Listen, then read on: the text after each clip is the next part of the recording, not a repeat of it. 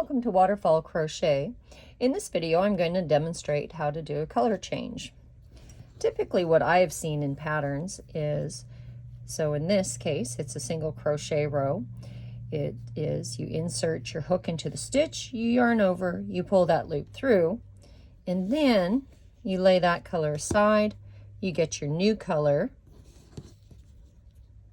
over your hook.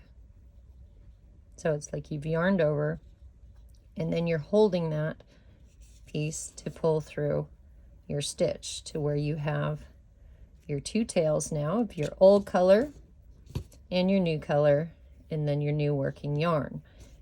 And that's quite often how I have seen doing a color change described in patterns and illustrations, where I've talked to several who have given up on the technique of crochet because they've made their project and the first time they've washed it, it's fallen apart in the wash, which part of it could be unraveling color changes or tails that weren't long enough that came undone and other things. But this is one of the factors that can contribute to that. So I always recommend that when you're doing a color change, or such as say your skein has run out and you're having to change to a new skein, is that with your last loop of that current skein is you make a slip knot with it. So we're going to say that it's this single crochet and then we're changing to this other color. So you yarn over,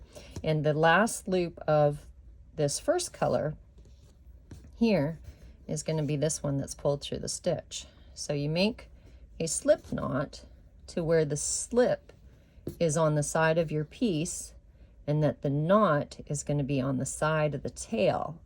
And so you carefully make that, and you're trying to get it to where that knot is going to end up inside the stitching.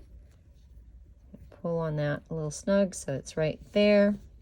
So you've got your tail,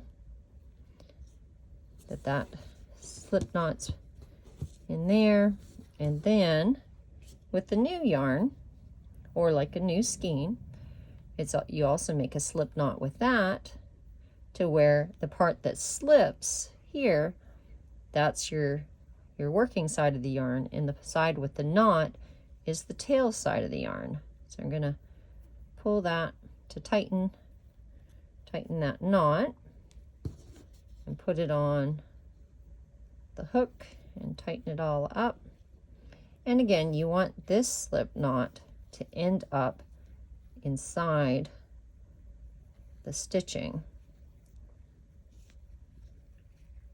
like that. So that's how I recommend doing a color change, is using slip knots with your ending yarn and with the yarn being added. So the knot for the ending color is down there, and for the new color is right here. Now I'm going to show you how to work over these ends, because I find it way easier to have those ends worked in as I go rather than trying to find them when the piece is done. So we have this color, the first color, and we have the second color that we're needing to work in. Now you need to make sure that your working side of the yarn is always being what the stitch is being made with, and that every so often you're adding the tail to it. But this piece, your working yarn, always needs to be what's actually making the stitch. So here we're doing a single crochet. So we're going to insert hook into the stitch. So the tail color of the first color is being laid across, and the tail color of the new color is being held as one. We yarn over, we pull through, and then we're going to drop that first color so that they're both laid across the top. And this is so that we don't end up with double thickness throughout, because that'll affect the gauge on our piece and also can make it like you got a bumpy part right there. And so you don't want double or triple thicknesses throughout. You want to spread that out how you're doing it. So now here. So that's the first single crochet where we've got the extra loop of the tail with that first part.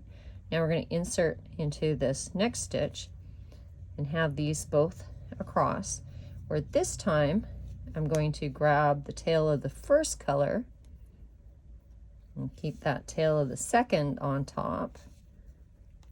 So you'll yarn over and pull through. So we're pulling those two colors through, and as we pull them through, we want the working color to be next to what's being worked, and we want this first color to be on the bottom there, so that when we lay those down and we get that working color and pull through, that the tail color matches the side that it's on.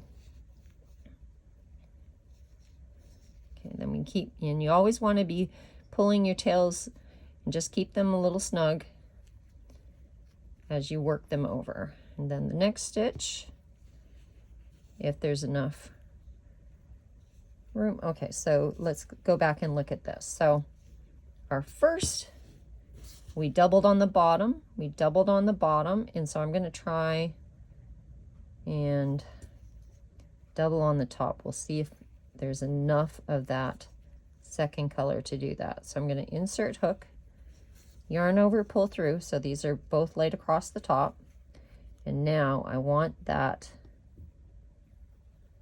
second color here to come over.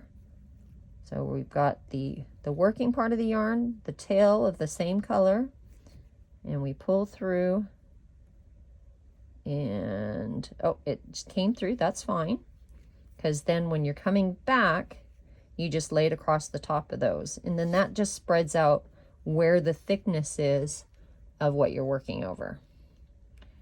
And so we'll continue just working over this bottom one here, and then the next row, when you come back, then you want to make sure that you're working over the rest of this tail here. And that is how to do a color change. Thank you for watching. Feel free to like, subscribe, and share our joy of crochet. If you have a crochet stitch or a technique you'd like me to demonstrate, please put that in the comments, and when I have a chance, I will get to that.